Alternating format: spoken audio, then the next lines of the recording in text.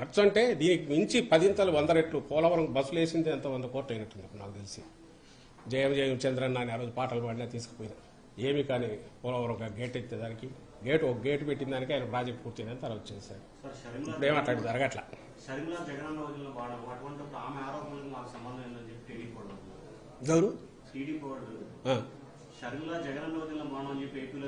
మరి ఎందుకు అంత వాళ్ళ ఆక్రోశం? చంద్రబాబు తన పంతం చూసుకోవచ్చు కదా. ఆయన ఎందుకు చెల్లెలకు అన్యాయం రోడ్డు మీద పనిచేశాడు ఇవి చేశాడని ఎందుకు మాట్లాడుతున్నాడు ఆయన? ప్లస్ ఆయన మాటతో సహా తనేమంటున్నాడో వాళ్ళ పార్టీ ఏమంటుందో అవే ఈ నోట్లోకి ఎట్లా వచ్చాయి? వాటికి ఆయన ఆన్సర్ ఇవ్వాలిగా.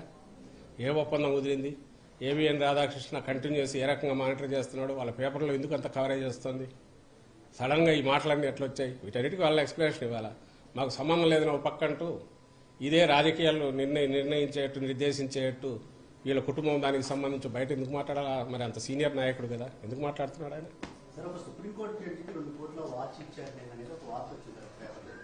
ఏదో సొల్లువాగుడు ఏదో అంటుంటారు. అక్కడ ఎవరైనా వాళ్ళు ఉండి విన్నారా, వాళ్ళు ఉండి చూసారా?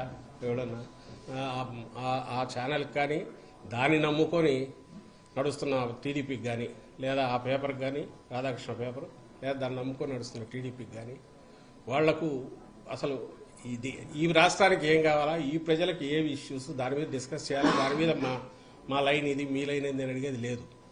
అందువల్ల ఏదో ఒక అభూత కల్పన క్రియేట్ చేసి వేసేయడం, దాని మీద ఇంకా డిస్కషన్ స్టార్ట్ చేయడం, దాని మీద వాళ్లే ఖండనలు ఇవ్వడము, దాని మీద వాళ్లే ఛాలెంజ్లు ఇవ్వడం, వాళ్ళకి ఇది మామూలుగా సహజం. 2 రోజులు డైవర్ట్ చేయాలని చూస్తుంటారు వాళ్ళు. అంతకుమించి దాంట్లో ఎవరు వెళ్ళారమ్మా? ఎవరమ్మా? అవును, ఎవరు గూడూరు ఎమ్మెల్యే కావచ్చు. ఇప్పుడు ఎప్పుడైతే వివిధ కారణాల్లో కృష్ణదేవరాయలు గారికి సంబంధించి అయితే చెప్పారు నరసరావుపేట బీసీకి ఇవ్వాలని అనుకున్నాను. ఆయన తను అక్కడే ఆయన అట్లనే ఆయనకు అన్యాయం లేదు గుంటూరు వెళ్ళమని చెప్పారు. అందరికి తెలిసింది, మీ మీడియాలోనూ వచ్చింది. ఆయన కూడా చెప్పారు, ఆయనకు అది ఇష్టం లేదు, నేను అక్కడే కావాలన్నారు. తర్వాత ఇంకా ఒకసారి ఆ నిర్ణయం తీసుకున్నాక అది వాళ్ళ వ్యక్తిగతమైన విషయం అవుతుంది. దానికి మేమెట్లా కామెంట్ చేస్తాం?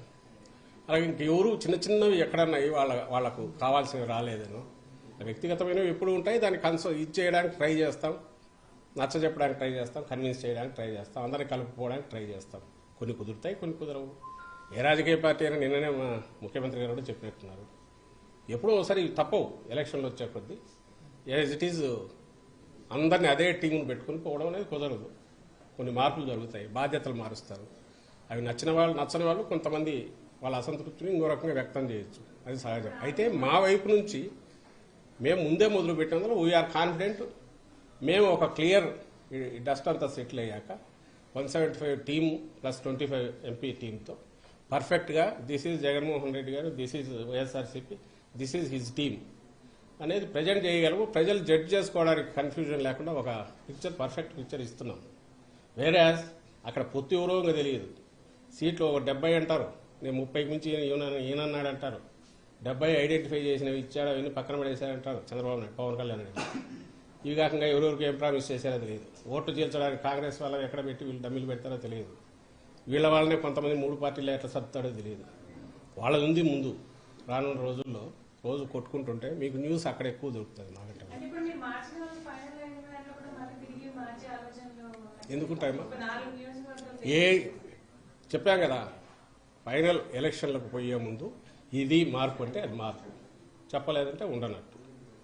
ఏదైనా నేను అంటున్నది ఏంటంటే 175 మందికి పర్ఫెక్ట్ టీం సెలెక్ట్ చేసి పెట్టే ఆలోచన సంవత్సరం నుంచి జగన్మోహన్ రెడ్డి గారి మొదలైంది.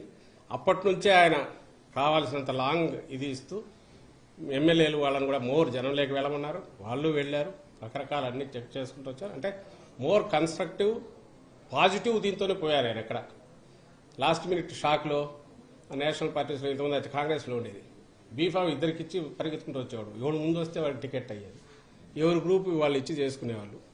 ఆ రోజులు కాదు ఇప్పుడు. అందులో కూడా ఈవెన్ రీజనల్ పార్టీ టీడీపీ అంతా పోల్చినా కూడా ఎవరికి సడన్ సర్ప్రైజెస్ స్కోప్ లేకుండా ముందు నుంచి చేసుకుంటూ వస్తున్నారు. ఇది హెల్దియర్ ఇదని నేను అనుకుంటున్నాను.